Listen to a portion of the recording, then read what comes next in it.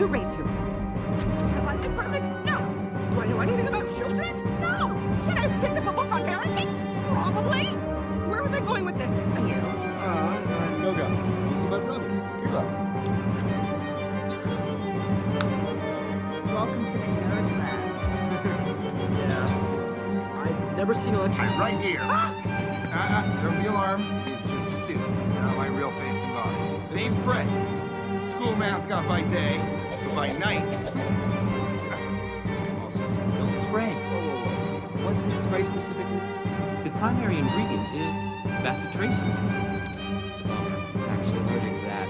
You are not allergic to bacitracin. You do have a I don't know. He's pretty serious about his career in bot fighting. Well, kind of serious. I can see why. With your bot, winning must come easy. Yeah. Yes. Well,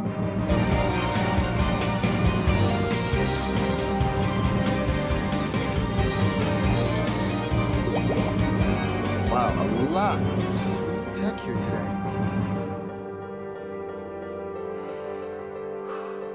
It doesn't look like much, but when it links up with the rest of its pals,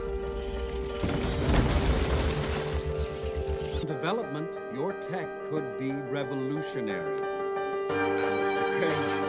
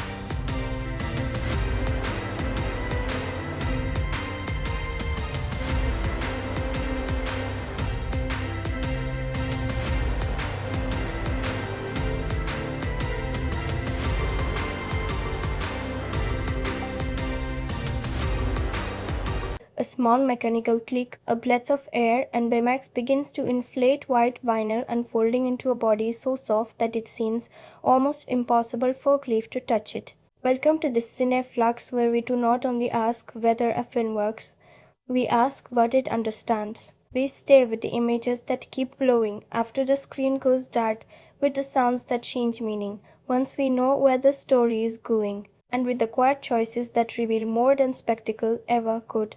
And Big Hero 6 is built around a strange contradiction. It is a film filled with speed machinery, neon streets, robotics flight, impact, invention and motion. Yet the image at its center is almost motionless. A white, rounded figure standing patiently beside a boy who does not know what to do with the pain inside him. That is the image I want to carry through this essay, the soft hiss of Baymax inflating. At first it is funny. His body expands with the awkwardness of an emergency rough. He bumps into furniture, turns too slowly, occupies too much space, and transforms advanced medical technology into something tenderly ridiculous. But as the film moves forward, the sound begins to change. It becomes the sound of care arriving, then the sound of absence being acknowledged, then eventually the sound of memory taking physical form. Because beneath the superhero armor, beneath the chase sequences and comic book energy, Big Hero 6 is a film about what happens when intelligence cannot solve the one problem that matters most: loss. Hiro Hamada can build machines that move like thought. He can improvise under pressure, see patterns before other people recognize them, and turn a room full of tiny inventions into something that feels almost magical. His mind is fast enough to escape nearly every limitation placed in front of him, but grief does not behave like a machine. It does not present a clean error message. It cannot be repaired by finding the right component and placing it back where it belongs. That is where Baymax becomes more than the film's mascot, more than its comic relief, and more than a clever piece of character design. He becomes a question. What does healing look like when the person in pain does not want to be healed? This film understands that care can feel irritating before it feels comforting. It can seem too slow, too simple, too gentle for the storm it is trying to enter. Baymax does not match Hero's speed. He cannot chase his thoughts. He cannot fully understand the emotional complexity behind every decision. He only recognizes that someone is hurting, and that hurt deserves attention. Think about what that means. In a story surrounded by extraordinary technology, the most radical invention is not a weapon, a portal, or a machine that can reshape the city. It is a presence that refuses to leave suffering unattended. That does not make Big Hero 6 a perfect film. Its emotional ambition and its blockbuster instincts do not always move at the same pace. Some characters are drawn with vivid energy but limited depth. Some dramatic turns arrive with more efficiency than weight, and the film's brightest surfaces sometimes hide how quickly it moves past ideas that could have carried even greater force. My personal rating is 5.3 out of 10, and that number matters because this will not be an essay built on uncomplicated affection. It will be an attempt to understand why a film can feel uneven and still contain something deeply sincere, why certain choices weaken it, while one central relationship continues to hold. Why the image of a boy beside an inflatable healthcare robot can carry more emotional truth than many films with far greater seriousness. So stay here with me for a while. Let the city lights of San Fransokyo blur at the edges. Let the noise of invention settle. Let the armor remain unopened for just a moment longer. Before Baymax becomes red, before he learns to fly, before grief turns itself into anger and momentum, there is only that soft mechanical breath, a body filling with air, a space being occupied. Car arriving before it is welcomed. And to understand why that image matters, we have to begin with the world that made a film like Big Hero 6 possible, the cinematic moment that wanted superheroes to feel bigger than life, while quietly searching for a way to make them human again. In 2014, making superheroes human had become one of popular cinema's central ambitions because superheroes themselves were no longer unusual, they were becoming the atmosphere. Masks, origin stories, secret identities, destroyed skylines, and teens of gifted outsiders had moved from one genre among many into the dominant grammar of blockbuster filmmaking. That year alone, cinemas were filled with cosmic outlaws, time-traveling mutants, genetically altered vigilantes, and soldiers confronting the machinery of power. The superhero film had become large enough to contain comedy, political paranoia, science fiction, nostalgia, and family drama. The question was no longer whether these stories could attract a mass audience. The question was how many emotional shapes the same heroic structure could hold. Big Hero 6 entered that crowded landscape carrying the outline of another origin story. A gifted young person suffers a devastating loss, an enemy appears, abilities are developed, a team is assembled. Bright costumes turn private talents into public identities. But Disney placed something unusually soft inside that familiar machinery. the studio did not begin with one of Marvel's most recognizable figures. It drew inspiration from the comparatively obscure Big Hero 6 comics and reshaped their characters into an independent animated world, giving Walt Disney Animation Studios considerable freedom to find its own tone. The result was neither a conventional Marvel Studios adventure nor a traditional Disney fairy tale. It was a hybrid, part superhero formation story, part speculative city portrait, and part emotional fable about a boy whose greatest enemy may be the direction of his own reef. That hybridity mattered in 2014 because Disney Animation was experiencing a transformation of its own. Tangled had returned a sense of warmth and momentum to the studio's fairy tale tradition. Wreck-It Ralph had demonstrated how digital worlds and popular culture could support a sincere story about identity. Then Frozen became a cultural event so enormous that almost anything following it risked feeling like an aftershock. Big Hero 6 arrived 1 year later, without princess iconography, without a musical structure, and without the promise of continuing the same emotional experience. Instead, it offered laboratories. It offered crowded city streets, homemade machines, magnetic wheels, chemical reactions, and young people whose intelligence was not treated as social isolation but as a possible form of community. Contemporary reporting frequently placed the film within the creative revival of Walt Disney Animation, a period in which technical ambition was being joined to increasingly character-centered storytelling. And here the film's cultural timing becomes more interesting. Technology in blockbuster cinema was often presented as power. It created armor, surveillance systems, impossible weapons, and threats capable of reaching across the world. Big Hero 6 also understood the excitement of invention. Its machines swarm, race, lift, strike, and transform. Yet its most memorable technology is designed to examine pain and remain close to the person experiencing it. Baymax is not introduced as a fantasy of dominance. He is introduced as healthcare. His softness feels almost like a quiet response to the hard metallic surfaces surrounding the superhero genre. While other cinematic machines promise to make the body stronger, faster, or more dangerous, Baymax begins by asking what the body needs. His rounded form contains no sharp edge. His movements refuse the aggressive efficiency usually associated with advanced robotics. Even his poses matter. He waits for information rather than forcing an outcome. In a decade increasingly fascinated by intelligent machines, Big Hero 6 imagined artificial intelligence not first as rebellion, replacement, or military force, but as patient attention. The idea is not explored with the complexity it could have been. The film does not become a sustained examination of medical technology, automation, or the ethics of programmed care, but the choice still gives it a distinct emotional temperature. Baymax turns futurism away from fear for long enough to ask whether technology might preserve the kindness of the person who created it. The world around him is equally built from combination. San Fransokyo fuses the hills, bridges, cable cars, and Victorian silhouettes of San Francisco with Japanese architectural rhythms, signage, density, and light. The city is not treated as a realistic projection of either place. It is a cultural collage, a future imagined through exchange rather than purity. Contemporary criticism noted how visibly the film joined American and Japanese influences, reflecting a longer conversation between Western superhero traditions, Japanese design, robotics, animation, and popular culture. Sometimes that fusion feels rich and effortless. Sometimes it remains more decorative than deeply examined. But visually it gives Big Hero 6 a world that seems to be breathing in two rhythms at once.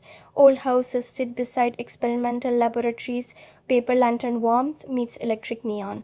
A boy moves through a city shaped by cultural memory while trying to build a future that cannot restore his past. The response to the film reflects the same tension between familiarity and distinction. Critics generally recognized its visual energy, humor, and emotional center, especially the relationship between Hiro and Baymax. At the same time, several reviews argued that its villain structure and superhero plotting were more conventional than its world or central robot. The affection was real, but so was the sense that the film's most original creation had been placed inside a story that did not always match his originality. Audiences, however, gave that softness room to travel. The film earned approximately $672 million worldwide, including more than $202 million in the United States and Canada. Those numbers do not explain why a film matters, but they reveal the scale at which Baymax's peculiar form of care connected. A character designed without a visible mouth, sculpted more like an inflated pillow than an action figure, became the emotional and commercial face of a global superhero film. Then came the Academy Award for Best Animated Feature. It won against a remarkable group that included How to Train Your Dragon 2, Song of the Sea, The Box Trolls, and The Tale of the Princess Kaguya. The victory confirmed the strength of Disney Animation's renewed position, though it also remains fair to question whether Big Hero 6 was the most formally accomplished or emotionally complete nominee. An award marks a moment of recognition. It does not end the conversation around the films standing beside the winner. Perhaps that is why Big Hero 6 feels both perfectly of its time and slightly separate from it. It belongs to the superhero boom, yet its most lasting image is not a battle. It belongs to Disney's technological resurgence, yet its deepest appeal rests on something technology cannot calculate. It belongs to a culture rushing toward faster machines, wider networks, and ever larger spectacles, yet it keeps returning to the same modest act, identifying pain and refusing to abandon the person carrying it. The soft hiss returns. Air enters an empty shape until it can stand beside someone. And now that we understand the cinematic world around that sound, we can move closer to the artist's voices, city, and deceptively familiar story that gave it form. Big Hero 6 is a 2014 animated science fiction action adventure from Walt Disney Animation Studios directed by Don Hall and Chris Williams. Ryan Potter voices Hiro Hamada, Scott Adsit voices Baymax, and Daniel Henney gives warmth to Tadashi, with Maya Rudolph and the ensemble cast shaping the family and future heroes around them. Those credits tell us who made the film. Its first images tell us what kind of pulse it has. Hiro is 14. Brilliant enough to make advanced robotics look instinctive and restless enough to treat that brilliance like a toy he can throw into dangerous rooms. He lives in San Fransokyo with Aunt Cass and his older brother Tadashi. Around them rises a city of steep roads, glowing towers, tiled roofs, and crowded signs, a place where the future has not erased the past but grown through it.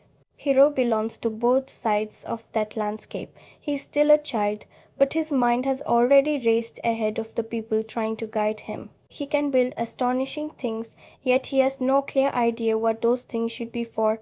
The film does not introduce intelligence as wisdom. It introduces intelligence as energy, powerful, dazzling, impatient, and vulnerable to whichever direction offers the quickest excitement. Tadashi sees that problem without treating his brother as one. He opens a door into a world where curiosity has purpose. At the San Fransokyo Institute of Technology, invention is communal rather than solitary. Wasabi brings anxious precision. Honey lemon turns chemistry into color. Coco approaches engineering with concentrated force. Fred contributes enthusiasm and the freedom to imagine without embarrassment. They are broad personalities, but together they offer Hiro something essential, a vision of genius that does not require isolation. And then there is Baymax, designed by Tadashi as a personal healthcare companion. Baymax is activated by signs of physical distress. His purpose is direct: identify injury, understand its severity, and provide care. Disney's own description places this function at the center of his design and his bond with Hiro. But the film's most beautiful decision is to place that clinical function inside a body that looks almost completely defenseless. Baymax has no heroic silhouette. He has no clenched jaw, no sharp armor, and no expression capable of announcing courage. He is a white inflatable form with two dark suckers connected by a line, a face reduced to the visual equivalent of listening. He waddles. He must turn his whole body to look towards something. Every movement seems to take half a second longer than an action film expects. That delay becomes his sword. The genre around him wants escalation. Baymax wants assessment. The plot wants Hiro to move forward. Baymax keeps noticing the pain moving with him. This is why describing Big Hero 6 as only a superhero comedy misses its appeal. It is also a grief story disguised by velocity, a coming-of-age film expressed through engineering. and a friendship story in which one half was programmed to care but gradually sinks to embody something larger than programming. Holland Williams did it with an instinct for accessible emotion and rapid movement. Their San Fransokyo joins influences from San Francisco and Tokyo, while the filmmaker's account emphasizes that Hiro and Baymax became the emotional heart of the film. Their action is bright and clear, yet their most effective choice is restraint, allowing these two figures to share the frame long enough for their contrast to become the film's language. One is narrow, fast, and always leaning towards the next idea. The other is round, slow, and incapable of pretending an injury is not there. So should you watch Big Hero 6? Yes, though not because it is the deepest version of every idea it touches. Watch it because its central relationship is sincere. Watched it because Baymax is one of those rare designs in which shape, movement, sound, and theme become inseparable. Watch it because the film understands that someone can be surrounded by friends, talent, and possibility while still needing a presence willing to remain beside the hurt they cannot explain. And watch the opening carefully. Before softness enters, before that familiar mechanical breath fills the room, the film introduces Hero through speed, noise, and risk. It gives us a mind in motion, then quietly prepares to ask what happens when that motion can no longer outrun what it feels. Big Hero 6 opens with deception. A tiny robot enters an illegal fighting ring looking almost too fragile to survive. Its movement is hesitant and its opponent seems built to crush it within seconds. Hiro stands nearby wearing the face of a nervous child who has wandered somewhere he does not belong. Then the performance drops. The little machine reveals its real ability. Hiro's uncertainty becomes control, and the room realizes too late that the weakest looking figure was the most dangerous one there. It is an efficient introduction because it tells us nearly everything about Hiro before the film asks us to care about him. He is brilliant, theatrical, competitive, and already comfortable manipulating what other people expect to see. The sequence moves with the compressed energy of Hiro's mind. Metal strikes metal. Confidence turns into humiliation, the crowd's excitement becomes anger, and invention becomes inseparable from danger. Before the film gives technology a healing purpose, it shows intelligence being used for domination and thrill. That distinction matters. A simpler version of this story might introduce Hero as a misunderstood genius waiting for recognition. Big Hero 6 introduces him as someone whose talent is real, but whose judgment is unfinished. He is not being denied a future, he is refusing the patient work required to build one. The opening is funny, bright, and fast, which is exactly what its premise seems to promise. This appears to be a story about a teenage prodigy entering a larger world of robotics and eventually becoming a hero. The visual rhythm supports that expectation. Hero is always moving toward the next risk, but beneath that velocity, the film establishes something quieter.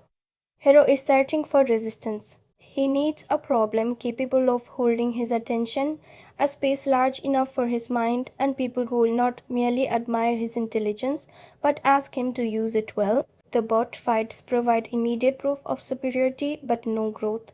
Tadashi understands this before Hiro does. Rather than confronting his brother with a speech, he changes the environment around him. He brings Hiro to the university laboratory and lets possibility do the persuading. The emotional rhythm shifts as soon as they enter. The harsh compression of the fighting ring opens into a brighter, wider space. Competition gives way to collaboration. Machines no longer exist only to defeat one another. They solve problems and express the personalities of the people making them. For the first time, Hiro does not seem like the smartest person in a room built beneath him. He seems awake. Around Tadashi and his friends, intelligence becomes generous. Wasabi's careful systems, Honey Lemon's chemical imagination, Gogo's relentless refinement, and Fred's unguarded enthusiasm suggest that invention can be a relationship with the world rather than a way of standing above it. Then Tadashi introduces Baymax. The entrance is deliberately unheroic. There is no dramatic reveal, only a medical robot emerging through a soft mechanical process, his body filling slowly while Hiro watches. after the metallic clatter of the opening that inflation sounds almost absurdly gentle. The film has already shown us a robot pretending to be weak so it can attack. Now it gives us a robot whose softness is completely sincere. That contrast is the first emotional key to Big Hero 6. Hero's battlebot hides its strength inside apparent vulnerability. Baymax contains extraordinary capability inside actual vulnerability. One machine reflects Hero as he is, clever, guarded, and prepared to strike. The other reflects the gear he does not yet understand, open, patient, and unconcerned with appearing powerful. The opening quietly places two possible futures beside Hero. He can keep using invention to protect his pride, or he can learn to create something that protects another person. He can remain inside the rhythm of attack and reaction, or he can slow down long enough to notice pain. At first, Baymax's soft hiss is only a joke between louder scenes. But the film is preparing the sound to carry far more. Because once Hero believes he has found the world where he belongs, Big Hero 6 begins removing the certainty beneath his feet. The laboratory, the promise of admission, and the bond between two brothers draw together into a brief image of possibility. And from there, the story stops being about where genius can take Hero. It becomes an experience of what genius cannot bring back. Hero's first real encounter with the university does not simply give him a goal, it gives his intelligence a direction. Until this point, his talent has moved in circles. He wins because winning is immediate. He builds because building proves that he can. But once he sees Tadashi's word, invention begins to look less like escape and more like responsibility. What changes Hero is the sight of people using knowledge in service of something beyond themselves. That is why his microbots matter. Individually, they are almost nothing. Small black pieces without personality or visible purpose. Together, controlled by thought, they become bridges, structures, moving surfaces, and shapes that seem to appear as quickly as Hero can imagine them. They are his mind made visible. Thousands of fragments become one fluid intention. The demonstration is exhilarating, but it also reveals the danger inside his gift. Hero does not merely create tools. He creates a system that responds directly to desire. There is almost no distance between thought and action. For a teenager still learning what his emotions can do, that is an extraordinary power to possess. The film lets this moment rise with genuine wonder. The crowd sees possibility. Professor Callahan sees a student worthy of entry. Tadashi sees his brother finally standing at the threshold of a life large enough for him. Then the fire tears through that future. Big Hero 6 does not remain with the disaster for long. It moves through it with the blunt speed of an event that cannot yet be processed. Tadashi runs back toward danger because he believes someone may still need help, and Hero is left outside, unable to stop him. What matters is the abrupt conversion of presence into absence. One moment, Tadashi is the person guiding Hero toward a better life. The next, he is the empty space around which Hiro's life begins to collapse. The pace changes immediately. San Fransokyo continues moving, but Hiro does not. The boy who seemed unable to tolerate stillness retreats into it. His tools remain around him. The invitation to the university remains. His friends remain willing to reach toward him. None of it feels usable.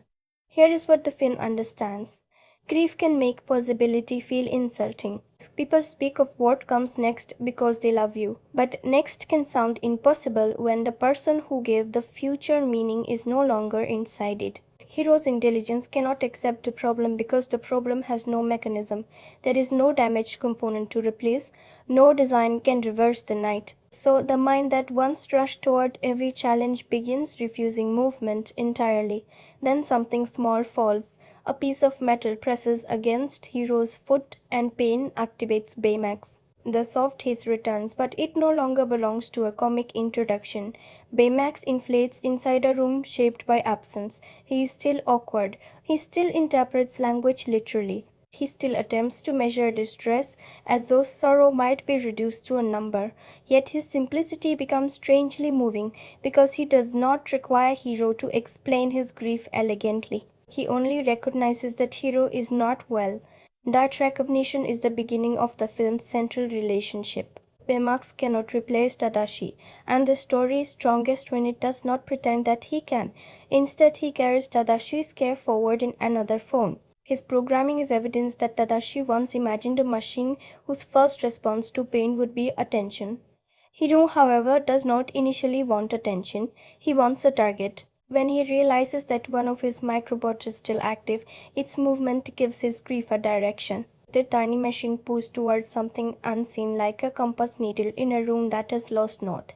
Hiro follows because the possibility of an answer is easier to bear than the reality of mourning. Baymax follows because Hiro is in distress. This is where the film's emotional and genre rhythms begin to pull against each other.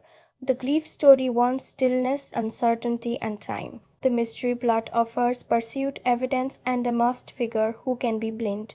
Hiro moves toward the second rhythm because action gives him relief from the first. He and Baymax discover that the microbots have not disappeared. They are being produced in enormous numbers and controlled by a masked antagonist. What was once a beautiful extension of Hiro's imagination becomes a dark moving mouse, filling rooms, building walls, lifting bodies, and closing escape routes. The transformation is precise. At the exhibition, the microbots flowed like possibility. Under the masked figure, they move like obsession. The technology has not changed. The intention guiding it has. Baymax's body becomes even more vulnerable beside them. They are hard and countless. He is soft and singular. During the escape, he bends, stumbles, leaks air, and requires help. Yet this apparent weakness keeps revealing another kind of strength. Baymax is not built to overpower danger. He is built to remain near the injured person inside it. Hiro does not yet value that purpose. Once he becomes convinced that Tadashi's death is connected to the masked figure, he begins redesigning Baymax. The healthcare companion receives armor, enhanced movement, flight capability, and combat functions. The round white body is covered in red machinery. Care is converted into force. It is one of the film's most important visual ideas. Hiro cannot make grief obey him, so he makes Baymax obey his grief. The transformation is exciting because the film understands superhero pleasure. New abilities are tested, and the city opens beneath them. What was once a waddling medical robot becomes a figure capable of carrying Hiro into the sky. But the acceleration is emotionally unstable. Every improvement is also a concealment. The red armor does not erase the soft body inside it. The action programming does not remove Baymax's original purpose. Hiro can turn care into a weapon, but the film keeps reminding us that he has ordered something created to heal. The same pattern extends to Taji's friends. Hiro studies their inventions and reshapes them into superhero equipment. Their individual experiments become tools for movement, defense, and attack, while Fred's imagination receives a body large enough to match it. The sequence frames teamwork as an extension of invention. Hiro does not give the group random powers. He sees what is already present in each person and amplifies it. That is one of his most generous abilities. He can recognize potential and build around it. Yet even this generosity is driven by revenge. The team believes they are uncovering the truth and preventing further harm. Hiro is gradually narrowing the mission toward one person. His grief organizes everything. Friends become support systems for his pursuit. Technology becomes a means of confrontation. Baymax becomes the physical form of an anger Hiro cannot admit is controlling him. The film is both character-driven and world-driven, though not equally. San Fransokyo provides scale, color, and movement, but Hiro's emotional state determines how the world is experienced. When he is curious, the city feels open. When he is grieving, rooms become closed and streets become roads toward a target. When he takes flight, the skyline briefly becomes freedom. The pacing follows that inner instability. The film rarely permits sorrow to remain still for long. It converts mourning into mystery, mystery into preparation, and preparation into action. That speed keeps the story accessible, but it also limits the depth of its grief. Some emotions arrive, register, and are quickly carried into the next plot mechanism. Still, one sequence allows the film to breathe. Hiro and Baymax rise above San Fransokyo, leaving the noise below. The city's towers soften into patterns of light. The movement that once carried Hiro toward danger now carries him into open air. Baymax's flight is not simply another upgrade, it becomes a temporary release from the compression of loss. For a moment, the armor does not look like a weapon, it looks like trust. Hiro leans against the machine his brother created, and Baymax carries him without asking him to become less broken first. The scene does not solve anything. It gives him distance. Sometimes the closest pain allows us to come to perspective. That tenderness makes what follows more troubling. As Hiro closes in on the masked figure, he begins approaching the boundary between seeking justice and surrendering himself to rage. The microbots keep reflecting that danger. They move according to whoever controls them, without questioning the emotion behind the command. Baymax is different. Somewhere beneath the armor, beneath the added programming and the demands placed upon him, his original purpose remains. He is there to heal Hiro. Hiro is trying to turn that care toward destruction. And here is where the film shifts completely. Before Baymax could fill with air, Disney had to clear away almost everything audiences might have expected from the name Big Hero 6. The film began with a Marvel comic, but not with the kind of property whose mythology had already hardened into public expectation. According to Disney's account, Marvel encouraged Don Hall and the animation team to build their own version, while Marvel figures Joe Quesada and Jeff Lowe participated during early development. That distance helps explain why the finished film feels less like a direct adaptation than a reconstruction. The names and broad idea of a Japanese superhero team remain, but the emotional architecture is rebuilt around Hiro, Tadashi, and Baymax. That freedom reshapes the film's most similar elements. Instead of treating inherited mythology as secret, the filmmakers ask what relationship could hold the story together. The answer is not the formation of the team. It is the connection between a grieving child and a machine created by someone he has lost. Baymax emerged from research rather than the usual catalogue of cinematic robots. The filmmakers visited Carnegie Mellon University and MIT while studying robotics, and Hall encountered an inflatable robotic arm developed through Carnegie Mellon's soft robotics research. The arm suggested a machine that could work near human bodies without the threat posed by rigid metal, giving the filmmakers the foundation for Baymax's vinyl form. That origin changes the way his comedy feels. Baymax is not round merely because roundness is cute. His softness begins with function. He is shaped to approach a vulnerable person without becoming another danger in the room. When he squeezes through a doorway, repairs a leak with tape, or struggles to lift his own weight, the humor grows from the same design principle that makes him trustworthy. His body cannot intimidate us without first being covered by something else. The voice follows the same logic. Scott Adsit does not perform Baymax as a machine discovering a conventional human personality. He keeps the delivery measured and literal, allowing tiny changes in timing to carry affection. Adsit later explains that the electronic treatment on his voice was deliberately subtle and reduced as Baymax's bond with Hiro developed until the performance near the ending was essentially his natural voice. You may never consciously notice that transition, but you can feel it. The machine does not announce that he has become human. The distance simply becomes smaller.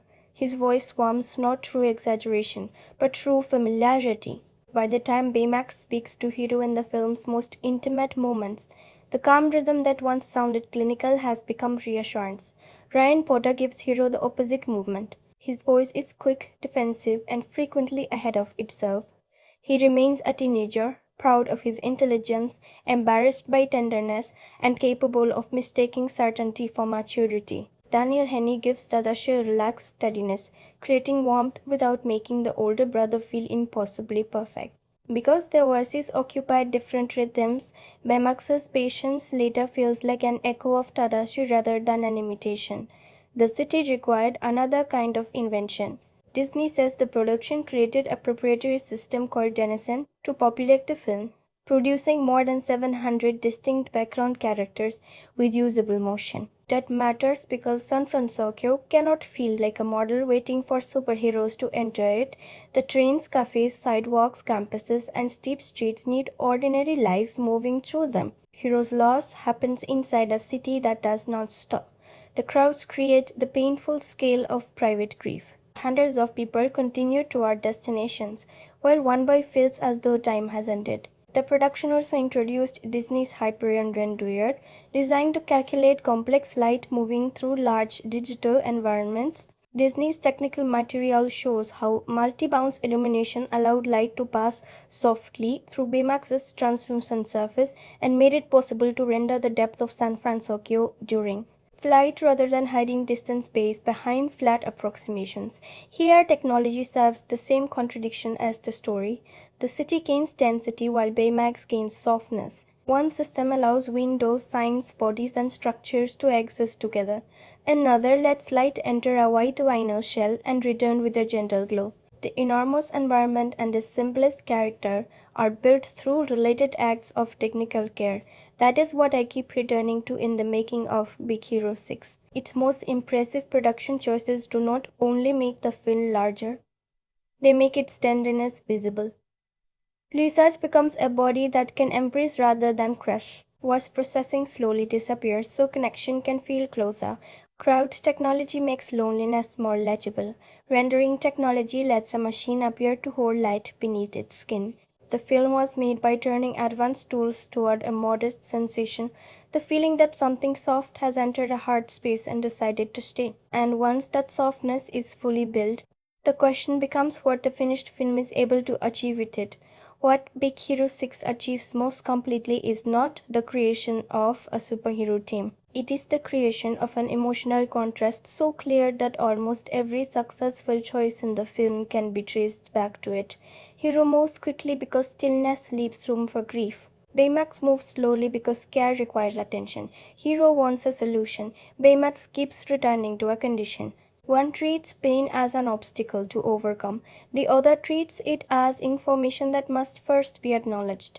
Ryan Porter's performance gives Hero the instability that this contrast needs. He does not voice him as a permanently wounded child or a polished young hero. Hero remains bright, impatient, sarcastic, frightened, and proud, sometimes within the same exchange. His intelligence is audible in the speed of his responses, but so is his immaturity. He often sounds most certain when he is least in control. The scene that proves the performance arrives after the masked antagonist is revealed to be Professor Callahan. For Hero, this discovery collapses mystery into blame. The person he believed had died in the fire is alive, while Tadashi is not. Logic becomes unbearable because it offers no fair explanation, so Hiro reaches for the form of power available to him. He removes the part of Baymax designed to protect life and leaves only the programming that can attack. Porter lets anger harden Hero's voice, but beneath it you can hear desperation. This is not the confidence of someone making a choice he understands. It is the panic of someone trying to force the world into a shape where his pain has a target. The animation deepens the performance. Hero's body becomes rigid. His face narrows. His usual restless movement turns into fixed command. The child once manipulated an illegal fighting room is now trying to manipulate the most caring presence in his life. Scott as its Baymax meets that intensity with almost no visible emotion and very little vocal variation. That restraint is precisely what makes the character work. Baymax does not need a human face because the film has taught us to read him through timing, posture, and attention. A slight turn of the head becomes concern. A pause becomes uncertainty. Two black circles and a connecting line somehow begin to feel capable of sadness, not because the face changes, but because our relationship to it does. This is animation using simplicity as an invitation. The fewer expressions Baymax possesses, the more carefully we watch the space around him. We notice when he lowers himself toward Hero. We notice when his large body fills the doorway. We notice when he stands between a person and danger. His meaning is created through placement. The screenplay understands that Baymax cannot merely be comic relief if the emotional story is going to hold. His literal responses produce humor, but the same literalism also protects the film from false sentimentality. He does not deliver speeches about grief. He identifies distress, searches for causes, and attempts treatment.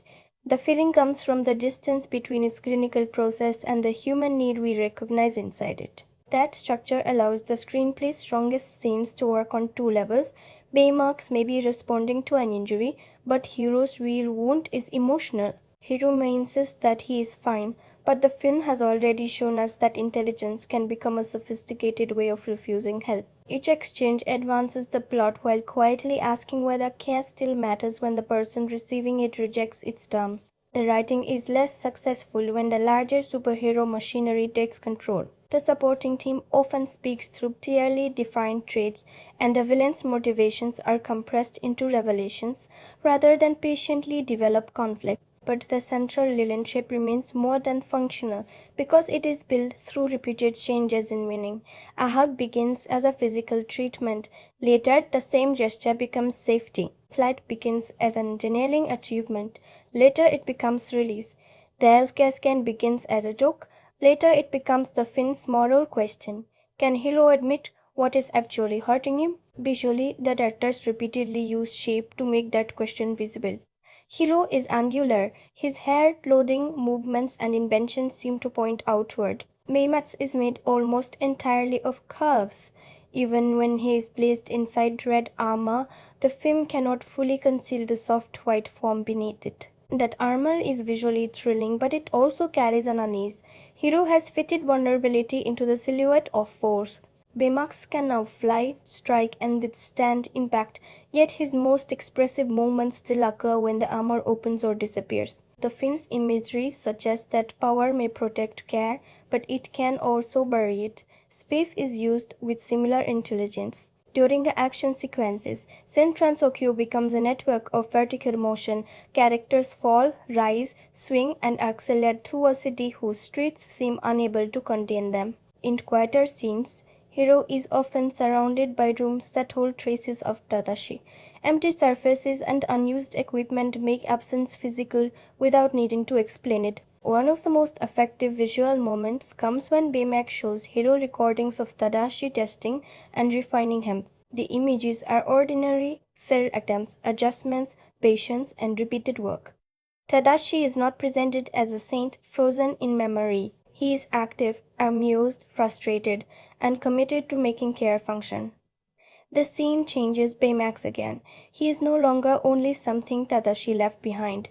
He is evidence of how Tadashi lived. Every gentle response carries hours of someone choosing not to stop until the machine could help another person safely. Henry Jackman's score supports these shifts by moving between propulsion and tenderness. Electronic textures and percussion give the city and action their momentum, while softer melodic passages allow grief to surface without overwhelming the scene. The music is most effective when it does not tell us to cry, but creates enough room for a small gesture to carry the emotion. Sound design may be even more important. The microbots produce a dense metallic rush, like pot becoming too numerous to control. Their sound suggests accumulation, pressure, and command. Baymax arrives through air inflation, deflation, soft contact, and vinyl movement. One technology swarms, the other breathes, and silence sits between them. After louder sequences, the film sometimes lets Baymax's measured voice enter an emptied soundscape. The calm can be funny, but it also changes the room. He does not erase the noise Hiro is carrying. He gives it a boundary. This film does something rare with a character designed for immediate affection. It makes Baymax lovable without making that love meaningless. His softness is not decoration, it is the former center of the film, shaping performance, writing, composition, music, and sound around the idea that care may look powerless until the moment power loses its way. The mechanical breath returns, but by now it no longer sounds like a machine switching on. It sounds like someone staying. The most revealing moments in Big Hero 6 are often the ones in which Baymax says almost nothing. He stands, he waits. He looks at Hiro with a face that cannot visibly change. And the stillness forces us to notice everything Hiro is trying not to feel. This is where the film's simplest design becomes its most eloquent language. Baymax has no eyebrows to signal concern, no mouth to soften into sympathy, and no human eyes capable of filling with tears. The animators cannot rely on conventional expression. They must communicate care through distance, duration, and movement. When Baymax remains beside Hiro, his presence becomes the meaning. The camera frequently places their bodies in contrast. Hiro curves inward, folds his arms, turns away, or occupies the edge of the frame. Baymax stays open. His shape has no defensive angle. Even when he is too large for the room, he never seems to claim it. He simply fills the empty space Hiro has created around himself. That space matters after Taji's death. The film does not show every stage of mourning. It does not follow Hiro through every funeral ritual, every conversation, or every sleepless night. Instead, it gives us a closed bedroom, unanswered invitations, abandoned plans, and a house continuing around someone who has withdrawn from it. The omission carries weight because grief often becomes visible through what stops happening. Hiro no longer enters the world Tadashi showed him. He does not return to the laboratory. He does not use his talent. The absence of action becomes an emotional action of its own. Cinema rarely does this without eventually translating the silence into a speech. Big Hero 6 comes close at times, but its most effective scenes resist explanation. When Baymax plays the recordings of Tadashi developing him, the footage does not present one perfect final message prepared for Hiro. There is no grand farewell. There is work. Tadashi tests the machine, something fails, he adjusts it, he tries again. His commitment appears through repetition. That is more powerful than a speech because it reveals love as labor.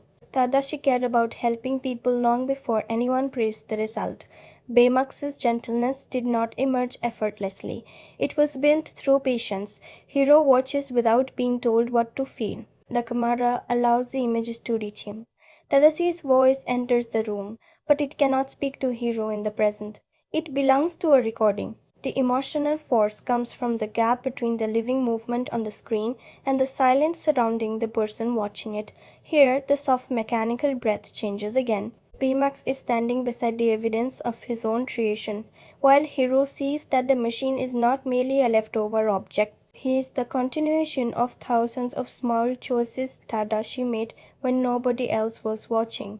The film also communicates through what Baymax refuses to become. When Hiro removes his half-cap programming and orders him toward violence, Baymax's silence becomes frightening.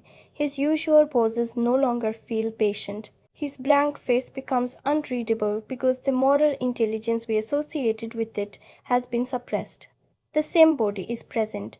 The same eyes are present, but the attention behind them is gone. That absence shows us that Baymax's compassion is not simply produced by his soft appearance, it comes from the purpose guiding him. Once that purpose is removed, softness can be turned into force just as easily as any other technology.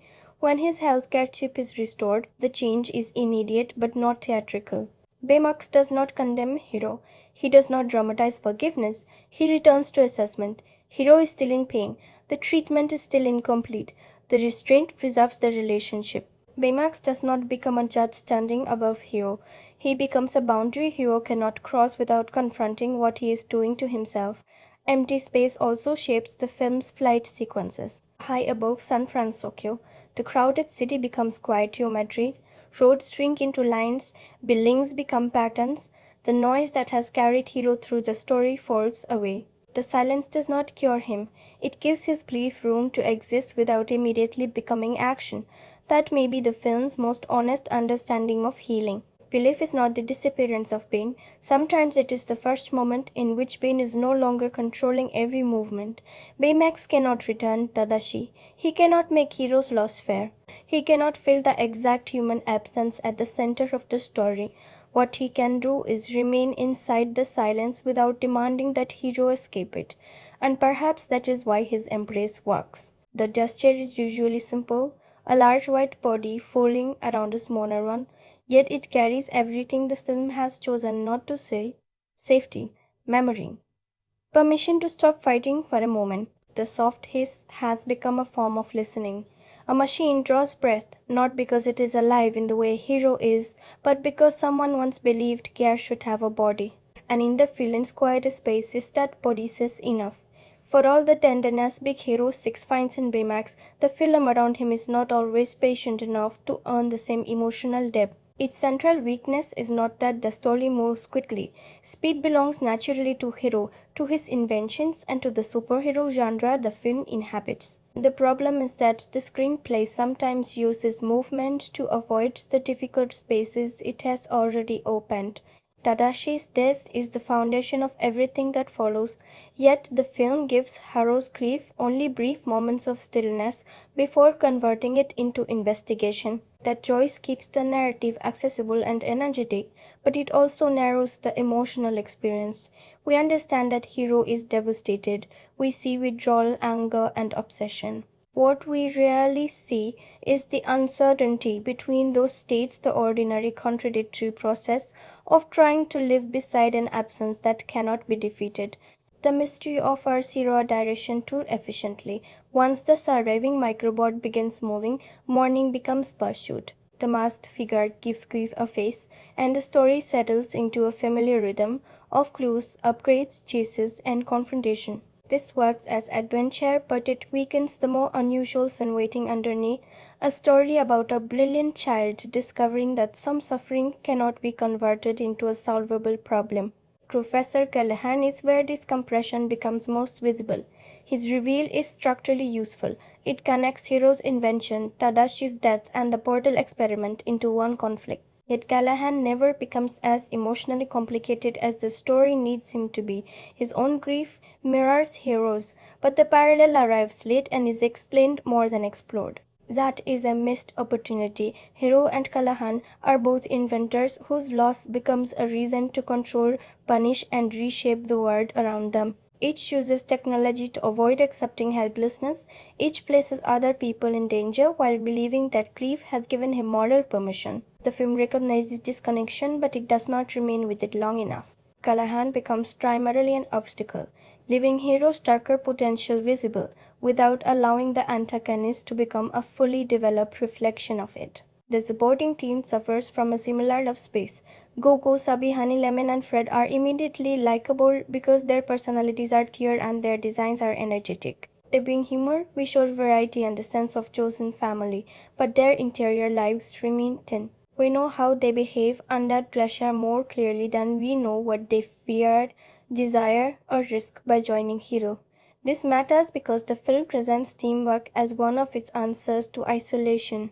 Yet, the group sometimes feels more like a collection of useful abilities than a community transformed by shared experience. Tadashi connected these people before Hiro entered their world, but the film rarely allows them to grieve him as individuals. Their loss becomes secondary to Hiro's, even though each of them knew and loved him. Baymax's enormous emotional presence also creates an imbalance the film cannot completely solve. Whenever he leaves the center, the story becomes more conventional. The action remains polished and the city remains beautiful, but the distinctive emotional pulse softens. The film has created a character whose shape, movement, and purpose are more original than the plot surrounding him. Even San Fransokyo, for all its visual richness, sometimes feels more designed than lived in. Its fusion of Japanese and American influences produces memorable architecture and atmosphere, yet the film rarely explores what that cultural combination means beyond the surface. The city becomes a magnificent backdrop rather than a place whose history or social texture actively shapes the characters. None of these flaws destroys the film. They are not failures of sincerity. They are failures of development. Big Hero 6 understands what it wants us to feel, but it sometimes arrives at that feeling before fully building the path toward it. It asks grief, friendship, revenge, technological ethics, family, and superhero spectacle to share a compact running time. Something must give, and too often it is complexity. That is why my response remains divided. The film can produce an image of extraordinary emotional clarity, a boy dissipating inside Baymax's embrace and then surrounded with plotting that feels far more ordinary. Its best moments breathe. Its weaker moments rush to the next function. The soft hiss remains meaningful, but sometimes the story inflates too quickly, becoming larger before its quieter ideas have fully taken shape. Big Hero 6 is ultimately asking what intelligence is for. Hiro begins the film surrounded by proof that he is exceptional. He can understand systems quickly, improve machines almost instinctively, and imagine solutions that other people have not yet learned to see. But intelligence alone gives him no moral direction. It can create a healthcare companion, or it can transform that companion into a weapon. It can build a bridge between people, or it can place power in the hands of whoever feels entitled to control it.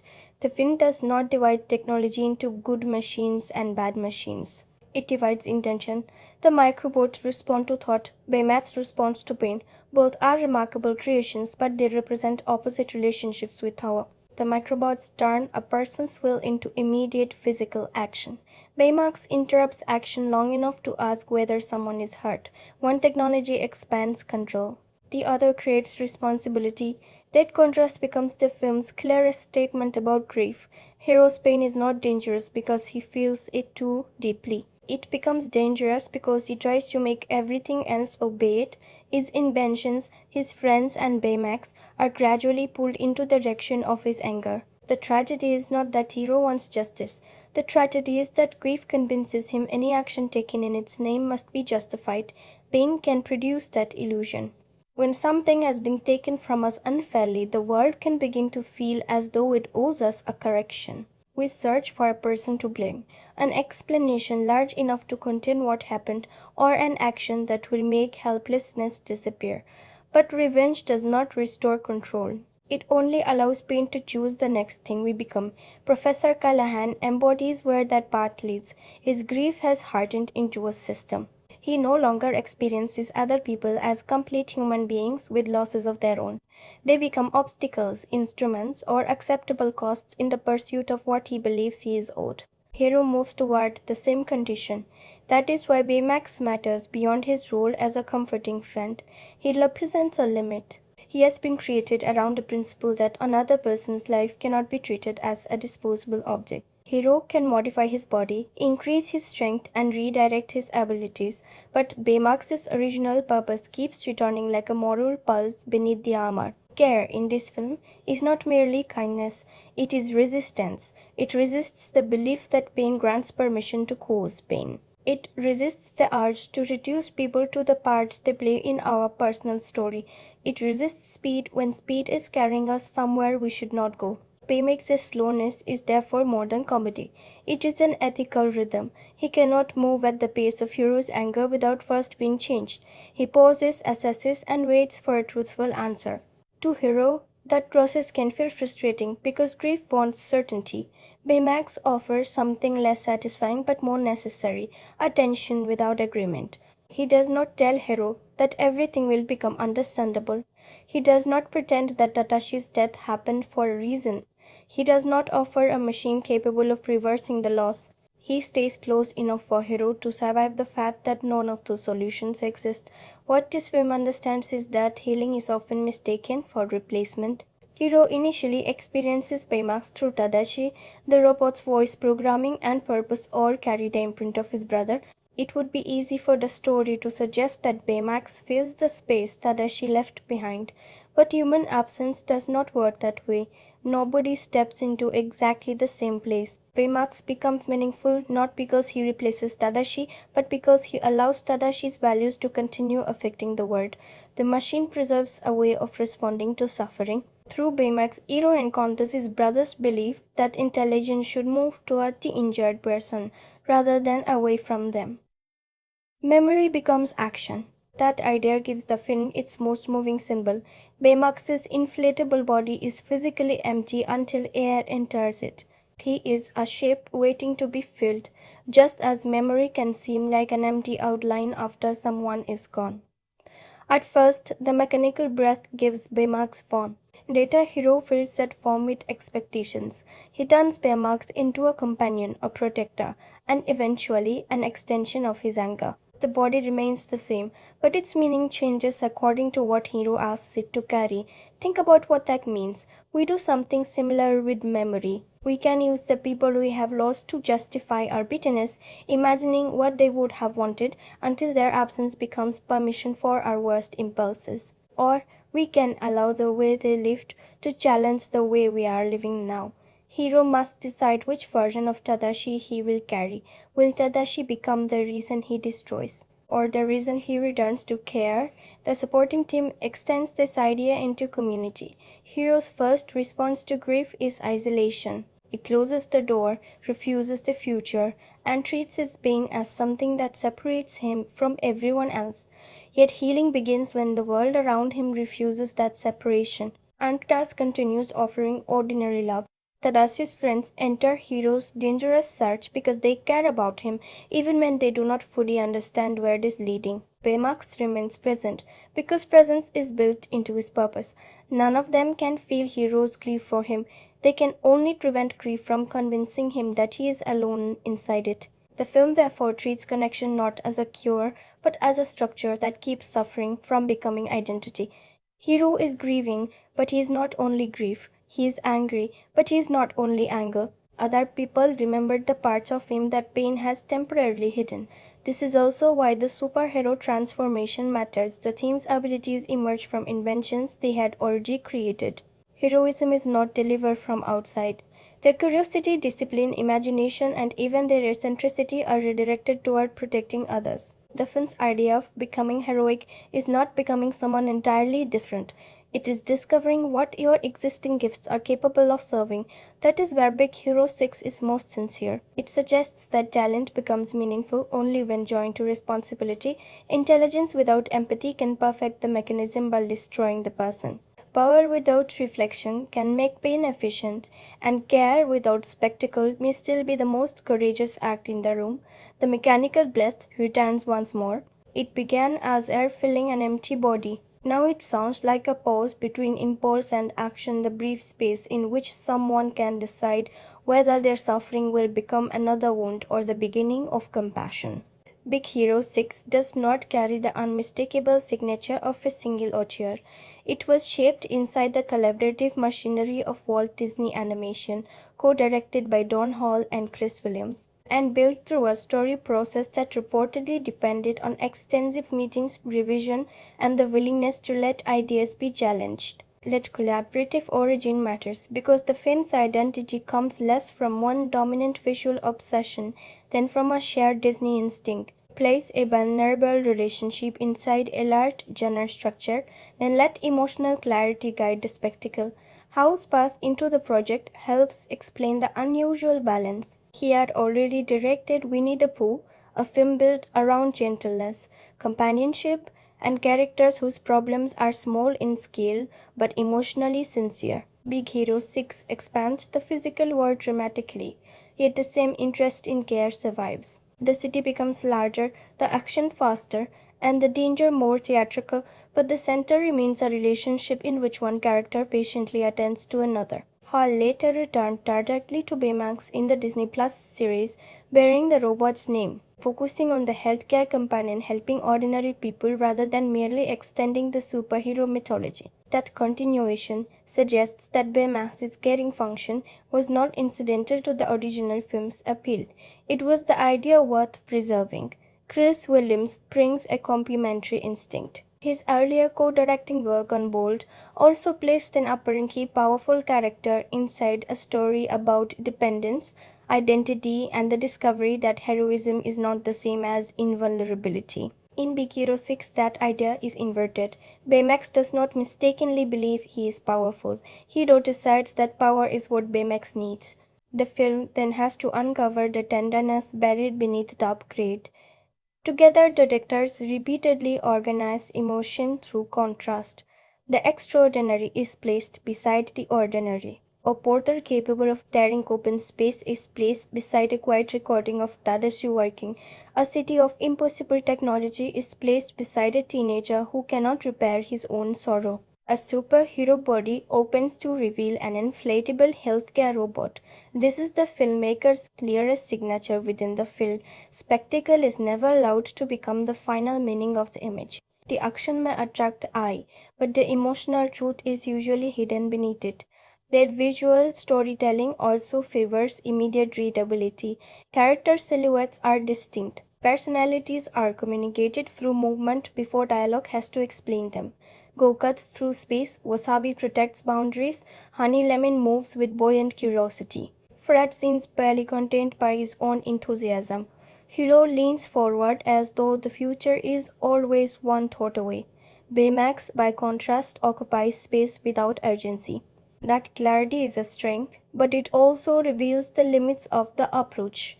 The same economy that makes the ensemble instantly understandable can reduce them to functions. The filmmakers are excellent at giving each character an entrance, rhythm, and visual identity. They are less committed to giving every character a private emotional life. Hiro 6 therefore feels like both a continuation and a departure within Disney Animation. It continues the studio's long interest in loss, surrogate family, and young people forced to grow through separation. But it departs from fairy tale tradition by expressing those concerns through laboratories, robotics, comic book formation, and a city built from cultural fusion. Disney's account describes Howe's attraction to the property's Japanese influences and Marvel's encouragement to reshape the material fully, while their Demi's discussion of the production emphasizes the director's role in developing the story and hybrid world. Watching the film teaches you that these filmmakers see genre as a vessel rather than a destination. The superhero structure matters because it gives grief a visible form. Armor becomes emotional concealment, flight becomes temporary release, a team becomes the answer to isolation, a robot becomes the persistence of someone's care after they are gone. That is where their direction is most persuasive. Not in the masked villain, the exploding machinery, or the promise of another heroic universe, but in the decision to keep returning beneath all of it. Back to the white body inside the red armor, back to the pause before action, back to the soft mechanical breath that reminds us what the machine was created to do. The first time you watch Big Hero 6, Baymax feels like an interruption. He enters whenever Hiro wants to move faster. He asks questions when the story seems ready for action. He treats emotional distress with the same patient seriousness as a physical injury, even when Hiro would rather dismiss both. On a rewatch, that interruption becomes the point. You already know that Hiro's greatest danger will not come from his lack of power, it will come from how quickly pain can redirect that power.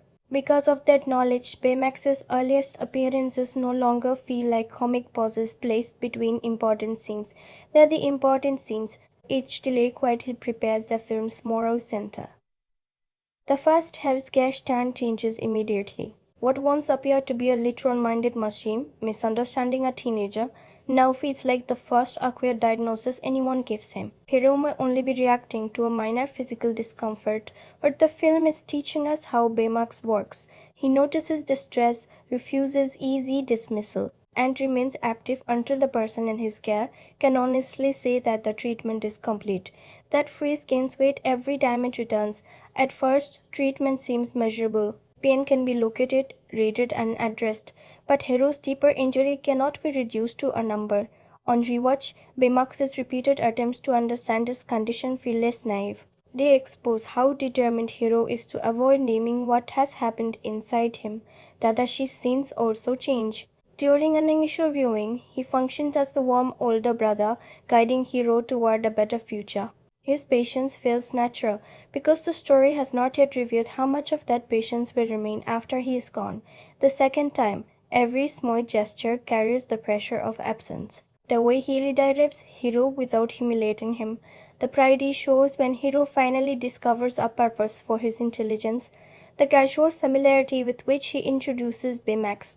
None of these moments is staged like a farewell. That restraint makes them more painful. Tadashi does not know he is leaving a final lesson behind. He is simply living according to the values that will later define Hiro's choice. The microbots gain a darker meaning as well. During Hiro's presentation, their movement appears almost limitless. Thought becomes architecture. Imagination becomes physical space. This scene celebrates the disappearance of distance between an idea and its execution. On rewatch, that lack of distance feels dangerous. The microbots never question the mind controlling them. They enlarge intention, whether the intention is creative, fearful, or destructive. Their fluidity becomes a warning about Hiro himself. His brilliance can turn emotion into action before reflection has time to intervene. Baymax creates the opposite distance. He places a pause between injury and response. That is why the red armor feels different once you know where Hiro's anger will lead. The upgrade sequence remains exciting, but the excitement is now shadowed by discomfort. Every plate attached to Baymax covers the visual evidence of what Tadashi designed him to be. The healthcare companion is not naturally evolving into a hero. Hiro is reshaping care into the form he currently believes strength must take. The flight over San Fransokyo becomes more affecting too. The first time, it feels like release and spectacle. The second time, you notice how temporary the calm is. Hiro can rise above the city, but he has not risen above the anger guiding him. The beauty of the sequence is real, yet it is also fragile. Baymax can carry Hiro into open air, but he cannot force him to remain emotionally open once they return to the ground. Even the supporting team's resistance becomes clearer. Their refusal to follow Hiro into irreversible violence is not a secondary obstacle. It is proof that community sometimes cares for us by refusing to become an extension of our pain. They do not abandon him when he becomes frightening. They restore the part of Baymax that Hiro has removed, and in doing so, restore a boundary Hiro can no longer maintain for himself. Does Big Hero 6 gain power on rewatch? Its structural weaknesses become more visible. The villain's path feels increasingly compressed, and the supporting character's limited development becomes harder to ignore once Surprise is no longer carrying the blood. But Baymax gains depth, his poses grow warmer. His simplicity becomes more deliberate. The soft hiss of inflation stops being merely the sound of a beloved character arriving. It becomes the sound of Tadashi's values returning to the room before Hiro is ready to recognize them. The first viewing follows the mystery of what happened. The second watches a boy repeatedly decide what that loss will make of him. Big Hero 6 stands at a crossroads built long before Hero ever steps into San Fransokyo. One road comes from Disney, stories in which a young person loses the shape of home and must discover that family can survive through new forms. Another comes from Marvel and the superhero-themed tradition, where unusual abilities become meaningful only when individuals learn to act together. And a third comes from Japanese animation and design, where machines can carry personality, vulnerability, and emotional weight rather than functioning only as tools. The film does not inherit these traditions separately, it places them in the same body. The filmmakers described San Fransokyo as a synthesis of East and West, Disney and Marvel, and the superhero origin story with the more intimate tradition of a child bonding with an extraordinary companion. Don Hall was drawn to the lesser-known Marvel property partly because of its Japanese influences, while research trips to Tokyo and San Francisco helped turn that fusion into architecture, transportation light, and street-level detail. You can feel the inheritance of American superhero cinema in the team's formation. Each character begins with a personal skill. That skill is heightened, given a visual identity, and redirected toward collective action. The rhythm is familiar, isolation becomes cooperation, experimentation becomes costume, and private talent becomes public responsibility. But Big Hero 6 changes the emotional center of that tradition. The decisive power does not arrive from another planet, an ancient weapon, or a transformation of the body. It comes from education. The heroes are students, and their abilities grow out of work they were already doing. The laboratory becomes an origin chamber, but curiosity replaces destiny. The film also joins a much older cinematic conversation about children and non-human companions. Stories in animation and science fiction have often used robots, creatures, or artificial beings to make loneliness visible. The companion can protect the child, mirror the child, or reveal a form of innocence that the human world has forgotten. Baymax belongs to that lineage, but he changes its usual emotional direction. He does not need Hiro to teach him how to love. His first purpose is already care. The question is whether Hiro can learn to respect that purpose instead of rewriting it around his anger. Japanese influence is most visible not through one copied film but through a broad design vocabulary, dense urban layering, youthful inventors, robotic steam imagery, and Baymax's transformation into a lead armored figure that recalls mecha traditions. Contemporary reporting also emphasized the film's open embrace of Japanese cultural forms and the long exchange between American and Japanese animation. Yet the most interesting transformation is what happens inside that armor. Many mechanical heroes become emotionally illegible by gaining human expression. Baymax moves in the opposite direction. His face remains almost blank. Meaning gathers through posture, timing, and repetition. He becomes more moving, not because he resembles us more closely, but because his difference makes care appear unusually clear. The city performs the same synthesis. Victorian houses, steep Californian streets, Japanese signage, elevated trains, lanterns, and neon towers occupy one landscape. This is not history reproduced with realism.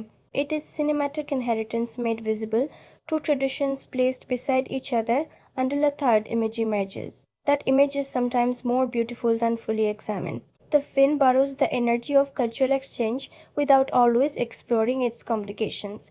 Its superhero structure can also pull its quieter influences toward a conventional final battle. Still, Big Hero 6 contributes something distinct to the conversation it joins. It asks whether the machine in a superhero story must become harder to become heroic. Its answer is hidden beneath the red shell. The armor can increase Baymax's force, but it cannot create his value. His value existed before flight, before combat, and before the team had a name. It existed in the soft body designed to approach pain without adding fear. The cinema before this film gave us heroic machines, wounded children, found families, and cities imagined through cultural collision. Big Hero 6 gathers those inheritances together, lets them breathe inside one inflatable form, and offers a gentle revision. The future does not become more human only when technology learns to resemble us. Sometimes it becomes more human when technology reminds us how to care. From this moment, we go into full spoilers. If you have not yet seen this film, stop here, go experience it first, and come back. Some things deserve to be felt before they are understood. The masked figure is Professor Callahan. The man Hiro believed had died in the exhibition fire survived by surrounding himself with the microbots. Tadashi did not. That fact strikes Hiro with a cruelty more destabilizing than the mystery itself. The person his brother ran in to save is standing before him, alive, protected by Hiro's invention, and apparently untouched by the sacrifice that followed. Callahan dismisses Tadashi's death as the consequence of his own decision to enter the building. For Hiro, that is the moment grief becomes command. Until now, his pursuit has still carried the language of justice. He wants an explanation. He wants to expose the person using his word. But once Callahan refuses the emotional weight of Tadashi's death, Hiro no longer wants truth. He wants pain to move outward. He removes Baymax's healthcare chip. The action is small, but it is the darkest choice in the film. Hiro does not build a new weapon. He takes something created for care and removes the principle that prevents it from becoming one. Baymax's face does not change, yet everything behind it disappears. The poses that once felt attentive become empty calculations. His soft body is driven by violence because the moral purpose inside him has been physically taken away. The team intervenes before Baymax can destroy Callahan. They restore the healthcare chip and with it the boundary Hiro tried to erase. Hiro responds with fury because their refusal forces him to confront what he was becoming. He has treated friendship as obedience and intelligence as permission. In his mind, Callahan's survival has made revenge feel like the only honest response to Tadashi's death. Then Baymax shows him the recordings of Tadashi's work. This is the film's true reversal. Hiro has been using Tadashi's memory to justify destruction. The recordings return him to the person Tadashi actually was. We see repeated tests, failed attempts, adjustments, and quiet satisfaction when Baymax finally works. Tadashi did not create technology to dominate suffering. He created it to approach suffering safely. His legacy is not the fire. His legacy is the machine standing in front of Hiro. Baymax asks whether the footage has helped. The question is almost painfully simple. It does not erase Hiro's anger, and it does not forgive Callahan. It restores the distinction that grief had collapsed. Honoring someone is not the same as punishing the world for losing them. The soft, mechanical breath returns here with its fullest meaning. Baymax inflates because Tadashi once believed care should persist. Every rise of that white body is a small continuation of his values. Hiro finally allows himself to be held. The embrace is not a reward for choosing correctly. It is the moment he stops pretending that revenge is a form of healing. He cries inside the arms of the machine. He almost transformed into the opposite of everything his brother intended. The film then reveals that Callahan's violence is rooted in a loss of his own. His daughter Abigail was the pilot of an experimental teleportation mission funded by industrialist Alistair Cree. The portal malfunctioned and she was believed lost. Callahan has spent his grief building retaliation against Gray, using Hiro's microbots to reconstruct the portal and turn the accident back upon the man he blames. The parallel is deliberate. Callahan is Hiro without the interruption of care. Both lose someone inside a technological disaster. Both fixate on the person they hold responsible. Both use invention to turn grief into force. Callahan has simply traveled further down the path Hiro nearly chose. This does not make them morally equivalent. Hiro is a child in immediate crisis, while Callahan has planned a campaign that endangers countless lives.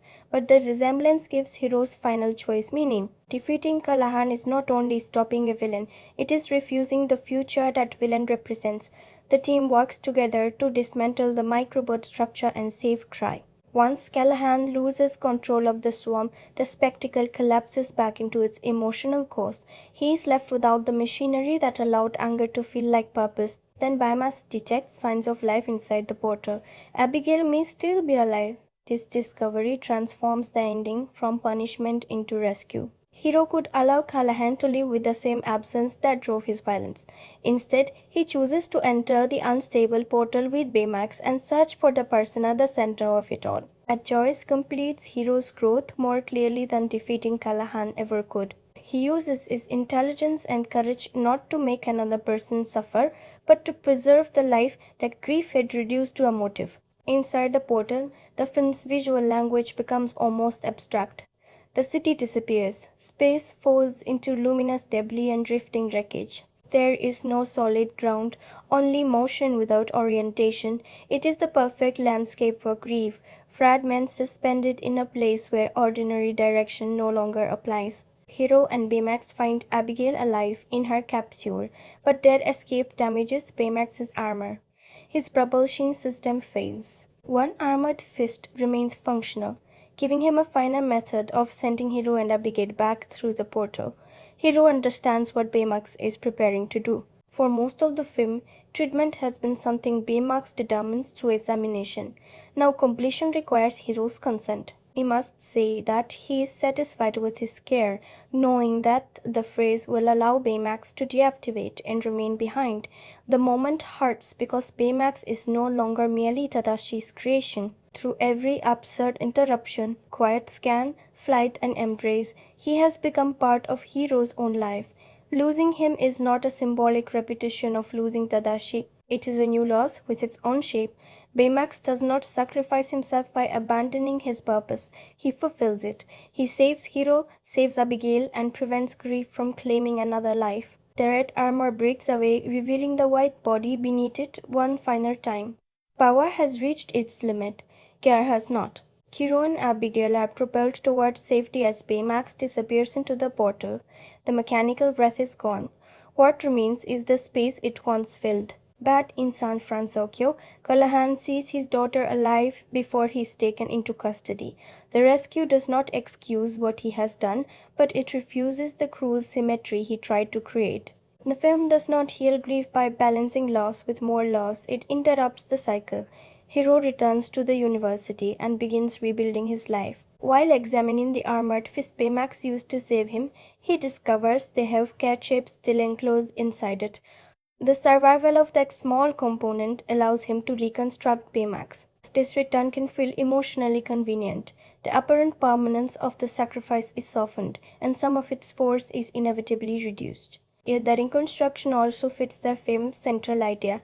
Hiro does not retrieve Baymax unchanged from the portal. He uses what remains, applies what he has learned, and participates in carrying Tadashi's work forward. At the beginning, Hiro used invention to prove his superiority. At the end, he uses it to restore a form of care. The rebuild Baymax inflates again.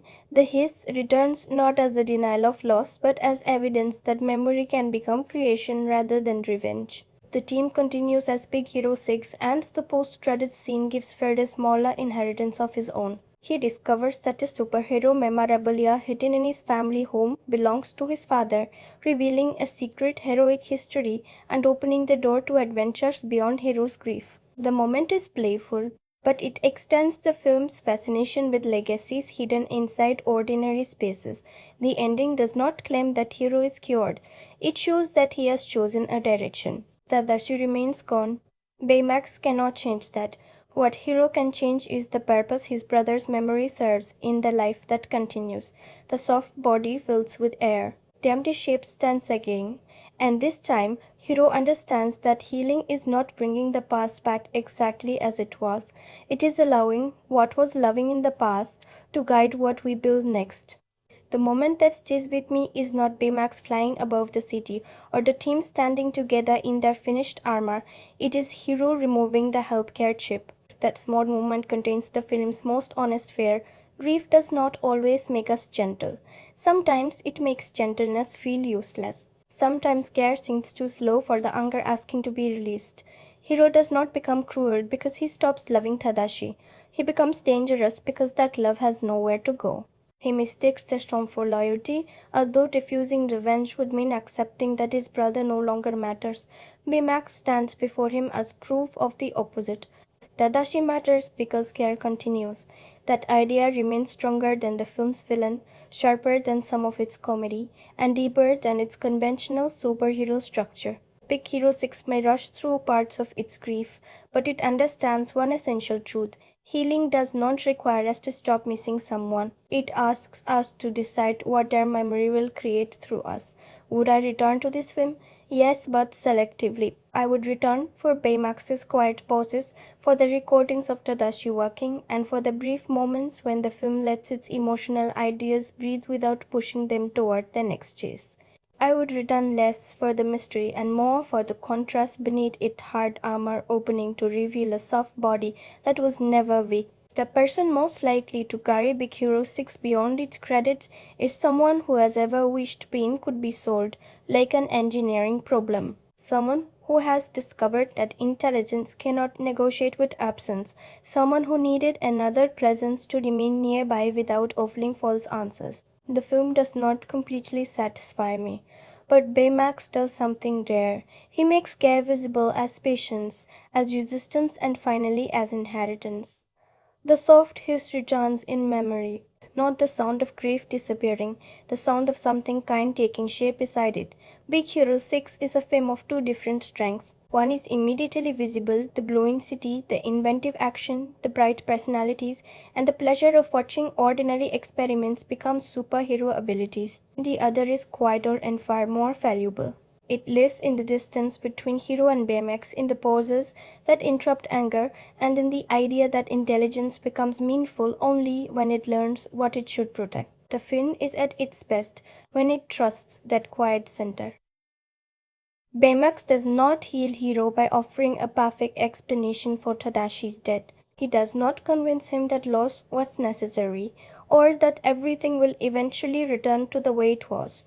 He gives Hiro something more honest, a presence that notices pain, places a boundary around destructive impulses, and remains close while healing begins without certainty. That is what this film understands. Care does not always arrive with the power to repair what has been broken. Sometimes care is simply the refusal to let a wound decide what happens next. The movie around that insight is uneven. Its supporting team deserves more interior life. Its villain reflects Hiro's grief without receiving enough complexity to make the parallel fully powerful. Its cultural world is visually compelling but not explored as deeply as its design invites, and its pacing often converts emotion into action before the emotion has been given enough time to settle. Those limitations keep Big Hero 6 from becoming the profound film its central relationship occasionally suggests it might be, but they do not erase what works. The image of Baymax's white body beneath the armor remains precise and moving. It reminds us that strength does not need to begin with hardness. The recordings of Tadashi transform memory from a source of rage into a model for living. And Hiro's final reconstruction of Baymax shows invention becoming something other than performance, control, or revenge. It becomes continuation. Young people discovering grief for the first time may connect with this film most deeply. So may anyone who has ever tried to think their way out of an emotion that refused to behave logically. Families can find an accessible adventure here, while older cinema lovers may recognize a more complicated story beneath it. A child learning that accepting help is not the same as surrendering strength. Those seeking a richly developed ensemble, a layered antagonist, or an unusually daring superhero narrative may find the film too familiar. Its broad comedy and rapid transitions can also weaken moments that needed greater restraint. This is a strong streaming film rather than an essential theatrical experience, unless the opportunity to see San Fransokyo on a large screen is part of a special animation season. For collectors, it is worth owning primarily for Baymax, the visual design, and the emotional clarity of the central relationship, not because every element reaches the same level. My rating is 5.3 out of 10 because one beautifully conceived expression of care cannot fully compensate for a story that too often rushes past the depths it has discovered. Still, ratings are measurements and some images resist measurement, a small mechanical click, a white shape slowly filling with air. A boy standing beside something built by the brother he can no longer reach. The room is still wounded, nothing has been reversed, but care has taken up space inside it. And perhaps for now that is enough. Thank you for sharing this time with me and for staying with Big Hero 6 beyond its armor, beyond its spectacle, and inside the quieter story, breathing beneath it. Here at the Cine Flux, cinema is not something we simply finish.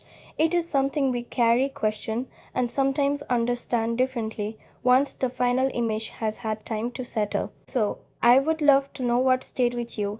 Did Baymax's return strengthen the film's message of continuation, or did it weaken the emotional force of his sacrifice? Do you believe the film gave Hero's grief enough space? Or did the superhero story move too quickly around it? And which moment best captures what Big Hero 6 means to you? Share your thoughts in the comments. Every thoughtful response adds another perspective to the film, and that conversation is part of what makes this channel meaningful. If this essay gave you a new way to see Hiro, Tadashi, or the soft white figure beneath the red armor, leave a like and subscribe to join us for more cinematic journeys through emotion, form, and meaning. Until then, may the films you love keep revealing something new when you return to them, and may the kindness inside them remain long after the brightest spectacle has faded. That is the Cine Flux. I will see you in the next one.